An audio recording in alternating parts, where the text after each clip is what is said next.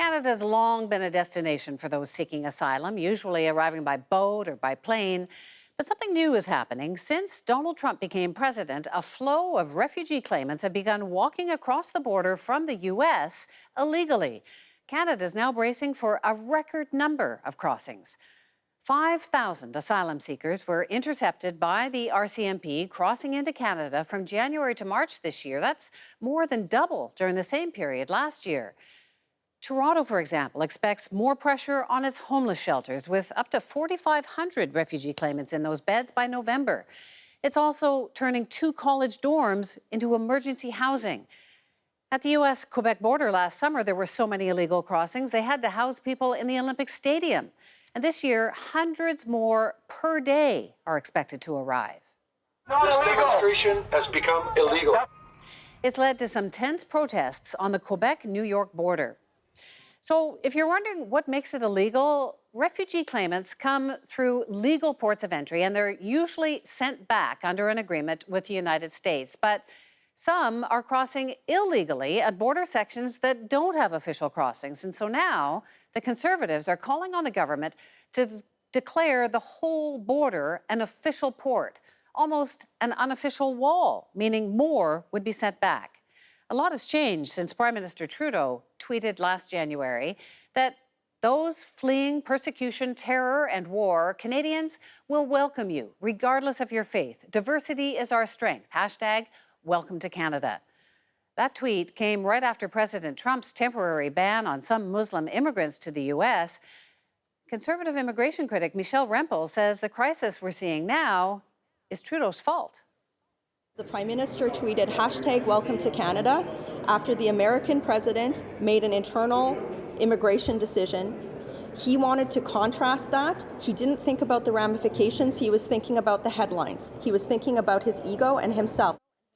Since Trudeau's tweet, Trump has begun implementing even tougher refugee policies. So is Trump exporting immigrants and attitudes north of the border?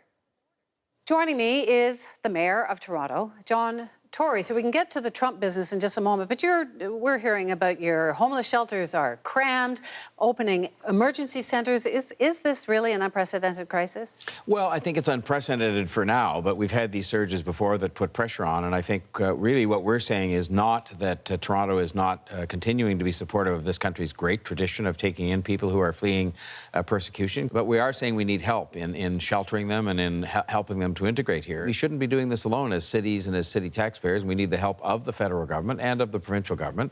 And to date, there's only been a bit of help from the provincial government and really nothing much from the federal government.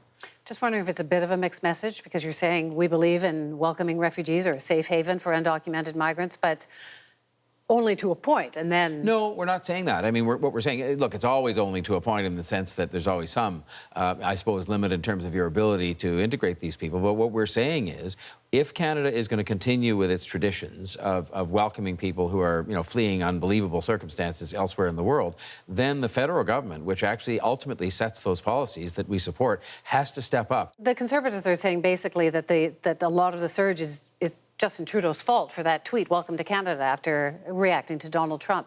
Is it his fault? I don't think there was any tweet when a whole bunch of people came as Vietnamese refugees back in the day. I don't think that was true when the Tamils came here.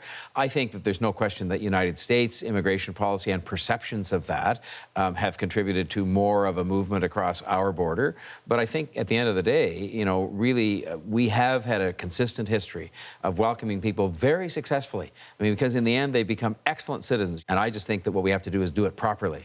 So Donald Trump may be encouraging more refugees to come here, but he's not exporting his values?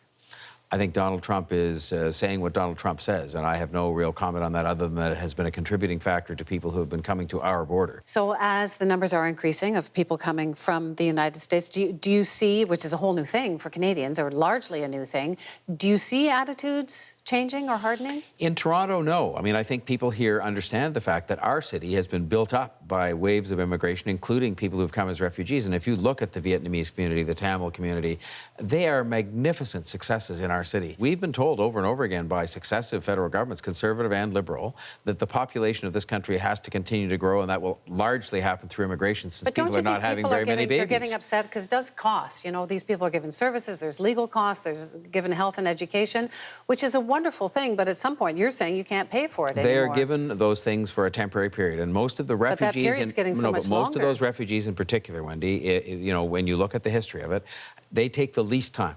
Actually, the refugees, for example, in our shelter system are sometimes out the fastest compared to other people that have other issues in front of them.